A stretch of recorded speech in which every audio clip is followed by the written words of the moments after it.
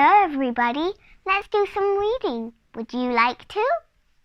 Thank you. Now let's get reading! Hello everyone.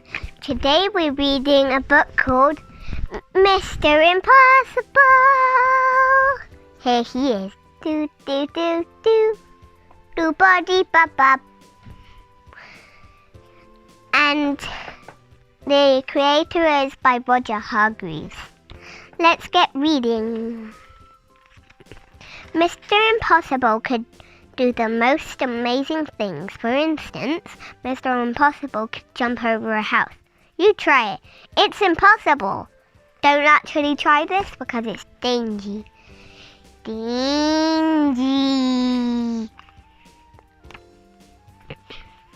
And Mr. Impossible can make himself invisible. All he had to do was stand there and think about becoming invisible, and he became invisible. You try it. It's impossible. And Mr. Impossible could fly. All he had to do was stand there and flap his arms about. And off he flew. You try it. It's impossible. And Mr. Impossible lived in an impossible-looking house. Have you seen a house in such an impossible place? Of course not. It's on a tree. One day, Mr. Impossible was out walking in the woods when he met a boy called William. William was on his way to school. Hello, said Mr. Impossible. Hello, replied William. I'm William. I'm impossible, said Mr. Impossible. Really, said William. Really, smiled Mr. Impossible. Can you do impossible things? Asked William. Haven't come across anything I couldn't do, replied Mr. Impossible modestly.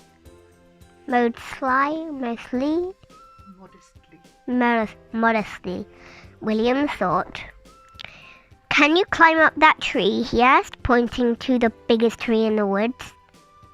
I can do better than that, replied Mr. Impossible. I can walk up that tree, and he did. Crazy! That makes no sense.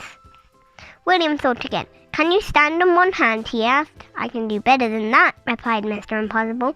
I can stand on no hands.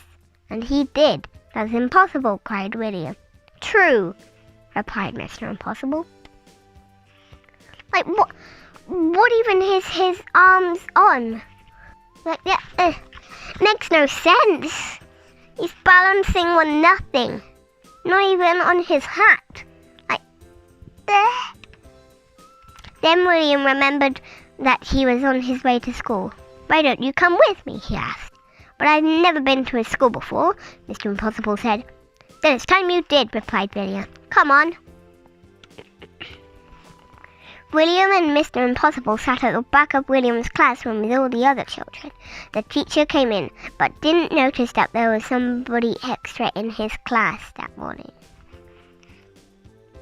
Look at him peeping out there. Good morning, children, said the teacher. I have a very difficult sum for you to do today.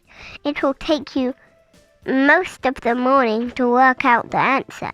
And he wrote the sum on the blackboard. It really was the most difficult sum William had ever seen in his whole life. Full of multiplications and divisions and additions and other things William didn't enjoy. The teacher was right. It would indeed take most of the morning to work out the answer, if not most of the afternoon as well. Mr. Impossible whispered in William's ear. William put up his hand. Yes, William, said the teacher. Is there something about the sum you don't understand? Please, sir, said William. Is the answer 23? The teacher was very, absolutely, totally, completely amazed. How did you work out the sum so quickly? He gasped. It's impossible. Nothing is impossible, said Mr. Impossible from the back of the class and stood up. Well, I never did, exclaimed the teacher.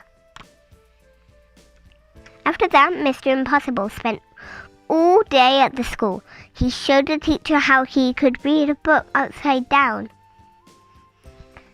That That's impossible, said the children who were watching. Absolutely, replied Mr. Impossible. It's called John Mouse. I had to tilt my head.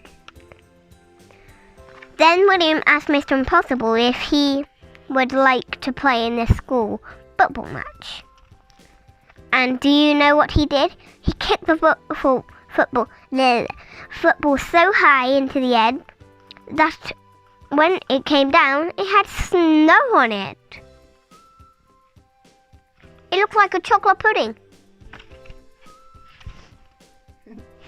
What an impossible thing to do!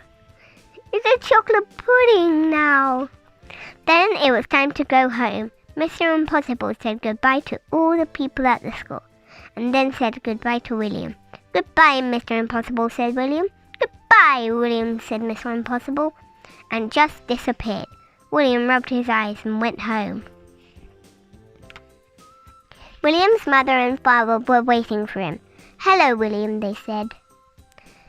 Did you have a good day at school? Yes, replied William, and I met somebody who can do anything in the world. Really, William, they both laughed. You're impossible. William smiled and went inside. And 100 miles away, a small figure was listening to what William's mother and father were saying, and he grinned an impossible grin, and then he went to sleep, standing on his head, and we all know that's impossible!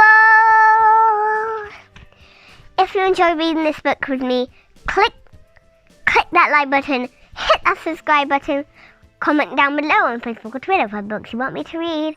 Bye!